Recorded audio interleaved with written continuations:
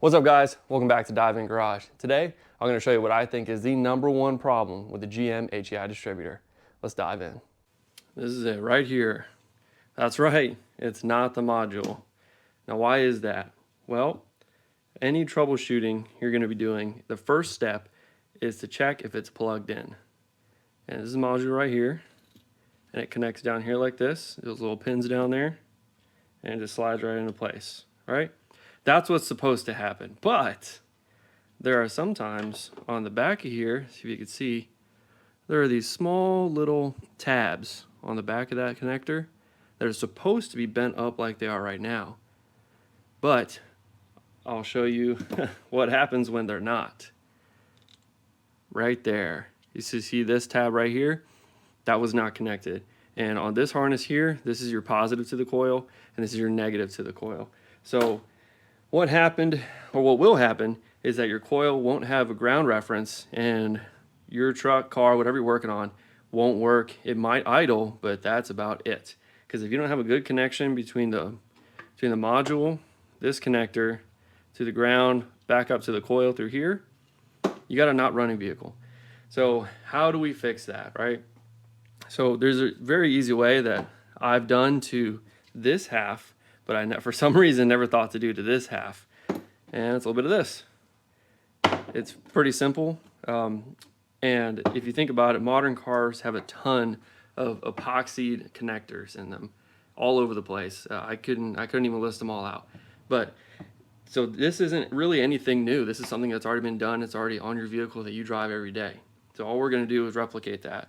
And what we're going to do is going to mix up some of this, and we're going to stuff it in there to keep these solid from backing out, because these ones will back out on you too.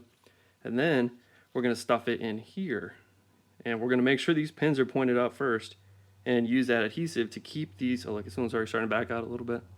We're going to use that adhesive to keep these connectors where they're supposed to be, so that way when you go to connect your module, because remember, you're in the car or truck trying to reach over, all bent and awkward out of place, and you're trying to connect this thing, which is already connected to your pickup, like this, with one hand probably, and get it to stay, and make sure, and you can't check these. Once it's in there, I don't think there's enough slack to really flip it over and check. So, quick remedy, mix up some of this, or really you can use anything. This is just what I have on hand. I've used it before and I know it works fine. And then just jam it in there. So that way you can plug this in, and especially when you're plugging in the coil a bunch of times over and over, because you're maintaining your cap, you're taking this off to check your coil, and you're doing whatever you got to do. Like I said, these ones will back out too. So we want to make this, instead of making it a failure point, make it something we don't even have to think about, and we know it's good to go.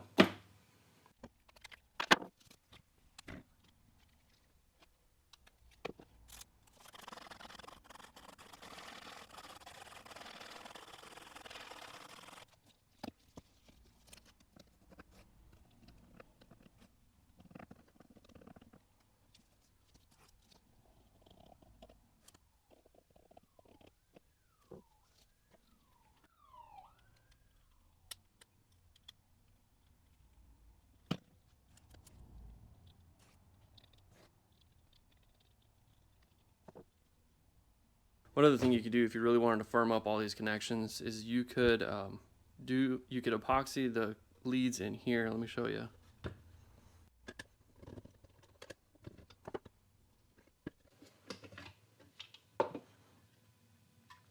So the leads in here are also known to move around, and even now I can press both of these down.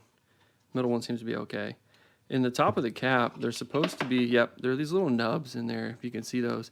They're supposed to push down on those leads, so when you're pushing up with this connector, they don't move around, but they still do. So if you really wanted to, you could get the same epoxy and jam it all up in there. The only downside of that is that when your coil goes, you also lost your cap. I mean, that's not a huge deal. They're pretty cheap. You can get them wherever, get all kinds of different covers, but just another option for you if you want to really go all out. All right, y'all, that's it. Pretty simple mod, but something you can do to make sure that your distributor has one less failure point. So let's talk about what happened to Hank. So first and foremost, thank you to everyone who commented on my last video. I really appreciate the help. Sometimes, you know, like I said in the description, working on cars, especially doing automotive YouTube, it's not always cupcakes and rainbows. You know, sometimes you got issues.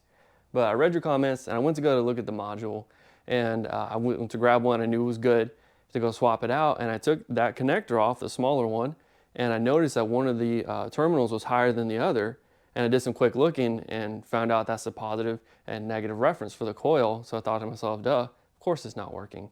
My mistake was I did put a new distributor on there for some of you eagle eye guys who noticed that. And what I did was I had the distributor on the bench because I had to swap out the gear. So the gear that's for that cam. And I took the larger, this one, I took the larger harness off and put on the smallie so I could connect to my MSD rev limiter. And what I did was I moved the problem from the old distributor to the new one. Because that terminal wasn't making good contact, nothing was ever gonna work. So that's it, guys. That's my story. One more time, thank you again for commenting on my last video. And I really hope this helped you out. If it did, hit the like button, hit the subscribe button, get out there and dive in your next project. Catch you next time.